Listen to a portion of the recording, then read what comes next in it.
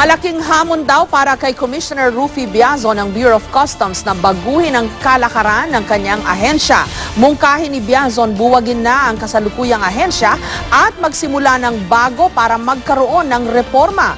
Bagamat nagpasa si Biazon ng resignation letter pagkatapos masabon sa SONA kahapon, hindi ito tinanggap ng Pangulo dahil nananatili raw ang kanyang kumpiyansa sa pamamahala ni Biazon. May report si Maki Pulido. Para namang nakikipagtagisan sa kapalpakan itong Bureau of Customs. Imbis na maningil ng tamang buwis at pigilan ng kontrabando, parang walang pakundangan ng pagpapalusot nila ng kalakal pati na ng ilegal na droga, armas at iba pa sa ating teritoryo. Saan po kayo kumukuha ng kapal ng muka? Sa tatlong ahensyang sinabon kahapon ni Pangulong Aquino sa kanyang SONA, Customs, Immigration at National Irrigation Agency, si Customs Commissioner Rufy Biazon na lang ang natitira sa pwesto. Sibak na si NIA Administrator Antonio Nangel at tinanggap na ni Pinoy ang pagbibitiw ni Immigration Commissioner Ricardo David. Pino naman sa SONA, di tinanggap ni Pinoy ang alok na pagbibitiw ni Biazon. Pero nang tanungin siya kung bakit sa tingin niya ay may kumpiyansa pa rin sa kanya ang Pangulo, only he can answer that. Siguro talagang ganun ang hirap ng pagsulong ng reforma dahil meron din mga lumalaban sa reforma. sistema ng ilang henerasyong katiwalian ang dapat daw reformahin. Inaanay na nga ang pagsasalarawan ni Biazon sa Customs. Tinatayang 60 billion pesos kada taon daw ang nawawalang kita ng gobyerno dahil sa kontsabahan umano ng maraming kurakot na empleyado ng Customs. Ayaw nga lang magbanggit ng mga pangalan ni Biazon, di rin niya masabi kung gaano kataas na opisyal ang tumatanggap ng umano'y padulas.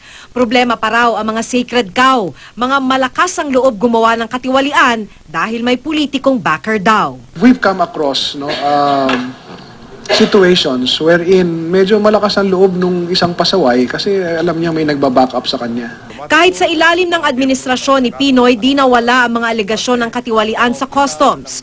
Noong 2011, naglahong parang bula ang mahigit 1,900 na container vans bago makadaong sa Batangas.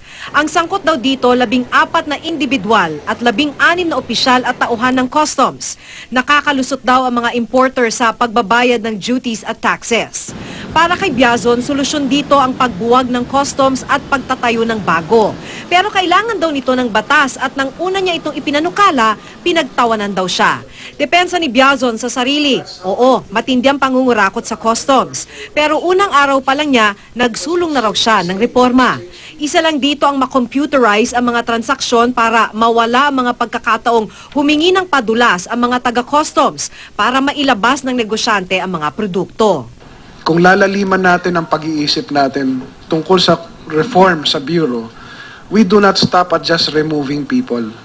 Because ano ba talaga ang problema? Bakit nangyayari yan? It's because of a system that allows it to happen. Kaya isinusulong nga ngayon yung Customs Modernization Bill. Aminado si Biazon sa mga kaliwat ka ng mga puna sa ahensya. Magbibigay raw siya ng irrevocable resignation kung makita niyang walang pinupuntahan ang mga isinusulong niyang reforma. Maki Pulido, GMA News.